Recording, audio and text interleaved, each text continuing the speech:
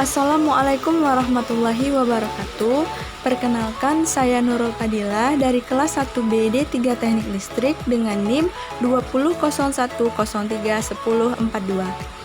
Baiklah, di sini saya akan mempresentasikan tugas 8 instalasi listrik 2 mengenai faktor daya.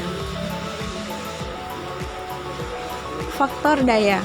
Faktor daya listrik adalah nilai perbandingan antara daya reaktif dengan daya nyata.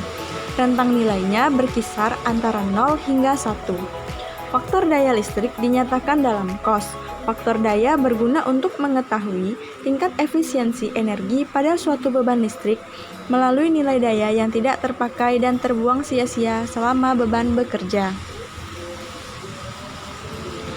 Mengapa faktor daya harus diperbaiki? Bila daya nyata tinggi yang tergabung dengan faktor daya rendah tidak dikurangi, maka seluruh jaringan listrik dari pusat pembangkit ke subsirkuit pabrik harus mampu membawa arus beban lebih besar daripada yang diperlukan. Untuk alasan ini, otoritas penyedia listrik memasukkan ketentuan tagihan yang berhubungan dengan besarnya operasi faktor daya yang tinggi pada komersial dan industri.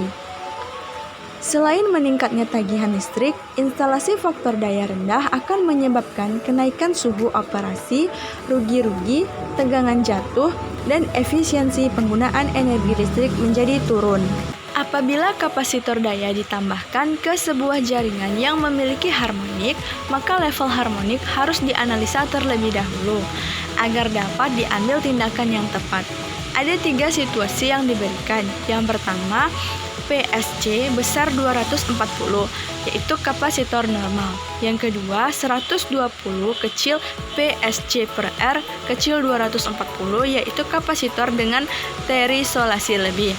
Yang ketiga, PSC kecil 120, yaitu kapasitor dengan reaktor anti harmonik. Bermacam-macam efek harmonik di sistem yang berbeda-beda menyebabkan kesulitan memprediksi apabila situasi berbahaya akan terjadi.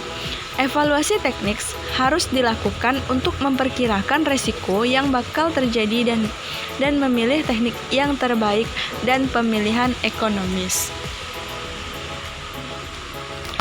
Adapun contoh-contoh dari faktor daya, yang pertama, contoh soal 1. Buktikan bahwa faktor daya yang jelek menyebabkan rugi-rugi jaringan bertambah. Jawabannya, faktor daya jelek terjadi bila cos theta kecil dari 0,93. Bila cos theta semakin kecil, maka S semakin besar. Dengan demikian, KHA penghantar yang dibutuhkan juga semakin besar.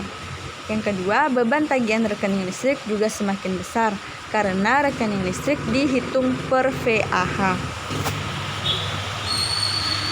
Contoh soal kedua, bila diketahui daya nominal trafo 500 kVA, tegangan hubung singkat 4%, total daya yang disarankan 50 kVA, maka tentukan. Jawabannya, yang pertama, PCS sama dengan 50.000 per 0,04 sama dengan 12,500 kVA. Yang kedua, 5 CC per 240 sama dengan 12.500 per 240 sama dengan 52 kVA. Bila daya yang diserahkan 50 kVA, maka nilai ini lebih kecil dari rasio 5 cc per 240. Dengan demikian digunakan solusi ke-1 kapasitor normal. Contoh soal yang ketiga, bila diketahui bahwa daya nominal trafo 1000 kVA, tegangan hubung singkat 4%, total daya yang disearahkan 150 kVA, tentukan 1. Daya hubung singkat PSC. 2. Tentukan golongan kapasitor apakah standar, terisolasi lebih, dengan reaktor anti harmonik. Jawabannya, yang A, PCS sama dengan 1 juta per 0,04 sama dengan 25.000 kVA. Yang kedua, C, SCC per 240 sama dengan 25.000 per 240 sama dengan 104 kVA. Maka SCC per 120 sama dengan 25.000 per 120 sama dengan 208 kVA. Bila daya yang diserahkan adalah 150 kVA, maka nilai ini lebih kecil dari rasio SCC per 240. Dengan demikian, digunakan solusi kedua, yaitu kapasitor terisolasi lebih. Contoh soal yang keempat, bila diketahui daya nominal trafo 630 kVA, tegangan hubung singkat 4%, total daya yang disarankan 200 kVA, maka tentukan.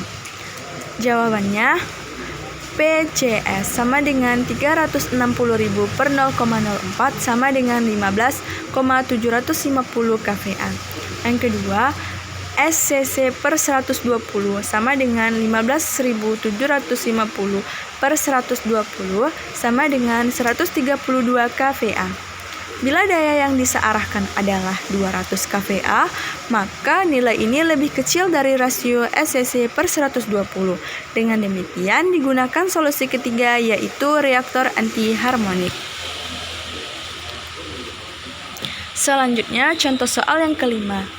Bila diketahui kapasitor VAR plus dengan spesifikasi 50 kVAR 440 V per 50 Hz, dapatkah kapasitor tersebut dipasangkan ke jaringan yang membutuhkan 50 kVAR dengan tegangan nominal 400 V per 50 Hz?